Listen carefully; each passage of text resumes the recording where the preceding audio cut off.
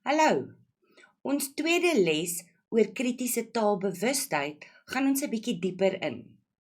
Ons gaan kyk na feite en menings, manipulerende taalgebruik en oorredende taalgebruik. Julle leer sommer 'n lekker paar nuwe Afrikaanse woorde vandag. Kom ons begin by feite. Feite are facts. Dit is 'n stelling wat bewys kan word. Dit is die waarheid. So this is important to remember. It is a fact that we can prove by using statistics, or we have evidence and we can actually prove it as being the truth. Reg. Byvoorbeeld, die sokkerspan het 5 doele aangeteken. There was an actual soccer match. The one team scored 5 goals, and it happened. People were there, they were watching, the players were playing. It's a fact, it happened. Met ander woorde, dit is 'n feit. Hierteenoor kry ons menings. 'n Mening is an opinion. And that's where we get the synonym for mening from, 'n opinie.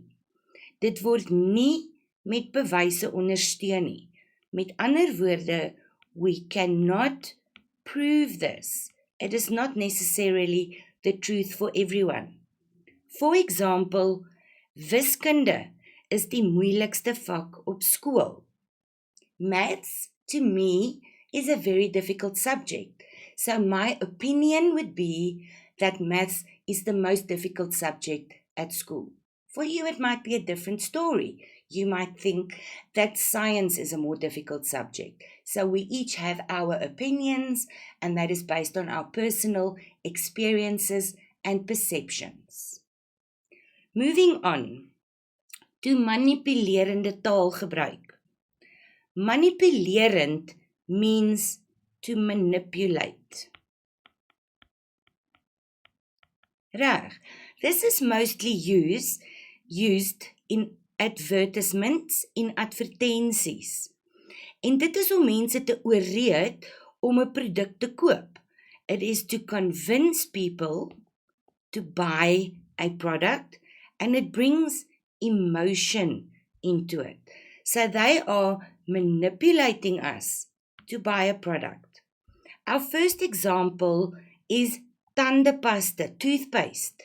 Hierdie tandepasta is die ongelooflikste produk vir die witste tande onder die son. Can you see how they are using adjectives to emphasize what they are trying to say? They are telling you that this is the most unbelievable product, number one, and it gives you the whitest teeth. They are trying to manipulate you to buy this specific toothpaste. Let's look at another example. As jy Old Spice gebruik, is jy 'n man. You're a man. So when you use Old Spice, you're a man. In other words, the advert is trying to tell you that if you buy anything else, you're not going to be considered a man. Once again, manipulation. Another example, 'n vrou wat omgee vir haar man, koop lae-vet margarien, low-fat margarine.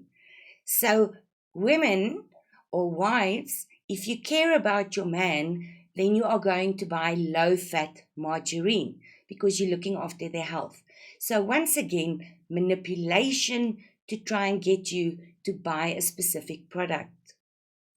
On the other end of this, kry ons oorredende taalgebruik. Nou, om iemand te oorreed, beteken to convince someone. So it's very much the same. They're trying to convince you, but this time without the use of manipulation and without the emotion, simply stating facts. Let's look at an example. As jy sukses wil behaal, moet jy hard werk. When you want to achieve success, you have to work hard. Do you note? No manipulation, simply stating facts, but convincing that if you work hard, you will achieve success. Another example, spaar vandag en belê so in jou toekoms.